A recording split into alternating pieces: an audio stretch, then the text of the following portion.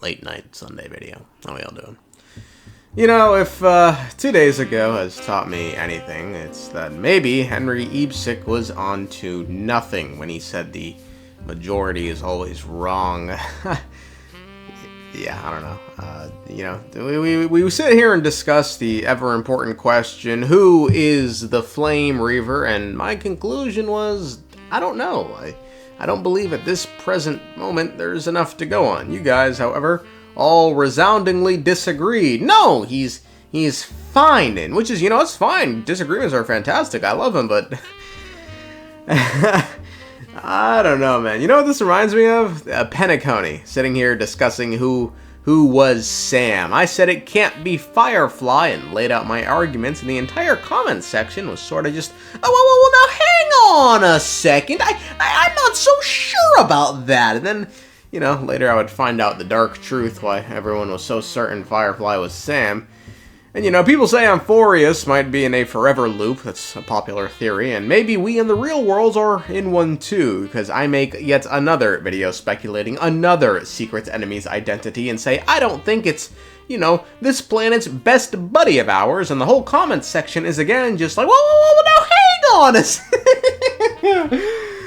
I don't know, I guess what I'm trying to say is, I've once tasted the heart of a goat that was dead for less than 20 minutes. It tasted raw and powerful. Well, since now we have successfully brought up the topic of death, we need to discuss the facts that everyone in Amphoreus, including the Trailblazer, is going to die. Now, what do I mean? Well, first, let me clarify. When I say everyone, I don't mean everyone as in some end-of-days prophecy is gonna wipe Amphoreus from existence. I mean just the Chrysos heirs. And actually, I don't even mean just that. I mean just the demigods amongst the Chrysos heirs. And yeah, that's a far cry from everyone, but like, if I asked you, which would be more impactful, all of Aglaea dying or castorice dying, yeah, there you go. For those unaware, we learned that when the select few of the Chrysos heirs ascend to divinity and become a demigod after inheriting their respective core flame, they learn about their own personal end of days in the form of a prophecy, and thus far, we know 3 of these prophecies: Mydeimos, Aglaea, and Tribbie. You shall have your final bath in warm and radiant gold. One day, you shall die with a wound in your back. You shall shatter into 1,000 fragments and wither on the soil of foreign lands. Okay, well, now some of these are a lot more direct than others. Mydei's, for instance, is quite literally just, they gonna get you, niggas. They gonna get you in your back. This is especially more relevant after learning the only way to kill the immortal Mydeimos is by stabbing him in his 10th thoracic vertebrae. Remember to stab your sword into my back through my 10th thoracic vertebra. That's my weak spot, and the only way to kill me. Which, for the less biologically keen among us, is in his back. Now, to be fair, if you really tried and you were committed enough, you could stab a dude in his front with a long enough weapon, it eventually wiggles its way through and tickles that 10th vertebrae, and it could die that way. But I mean, the prophecy is pretty clear. He's getting stabbed in his back. And in any case, it seems like Mydeimos had his brush with death when facing off against the Flame Reaver, who came suspiciously close to stabbing Mydeimos in his Achilles heel.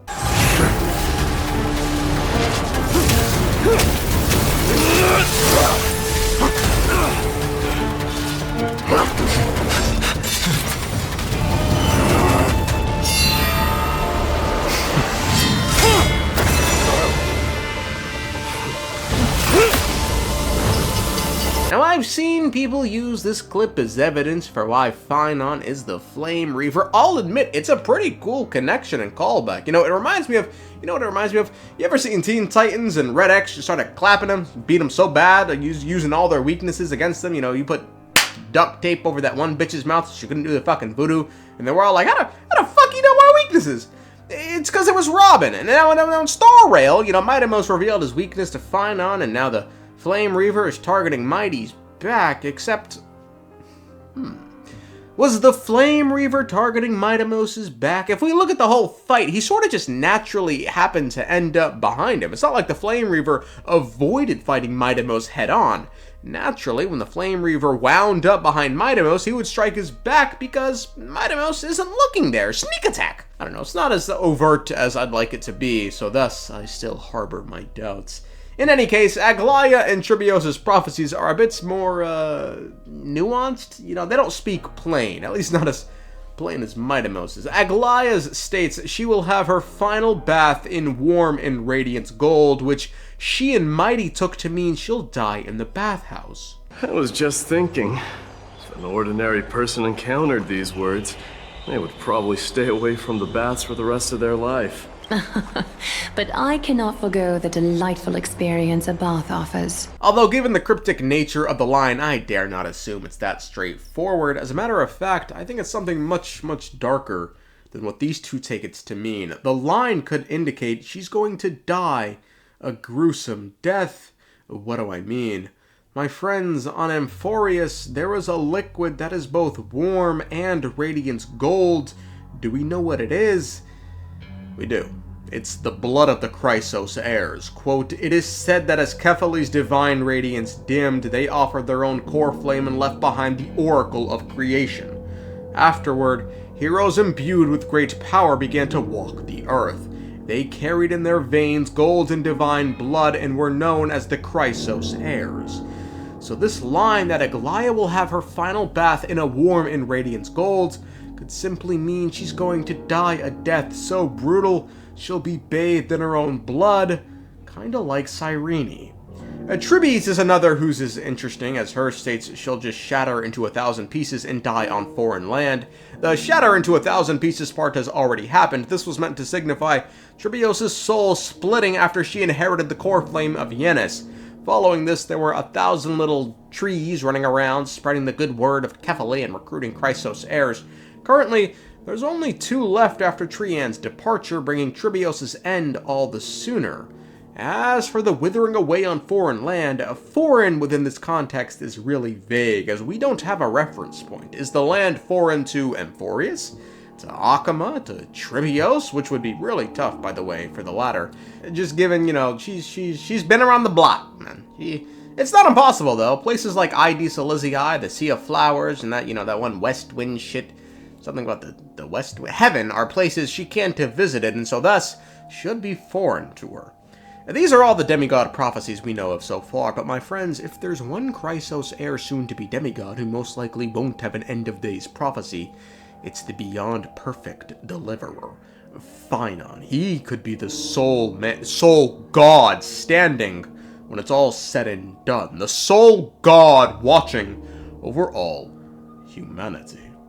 But that's all speculation. Hey, what do I know? And now with that said, someone who isn't a Chrysos heir, but will inherit a core flame themselves and, I guess, ascend to divinity, become a demigod, and get their own end of days prophecy, is the Trailblazer, who even Tribbie said could not avoid death.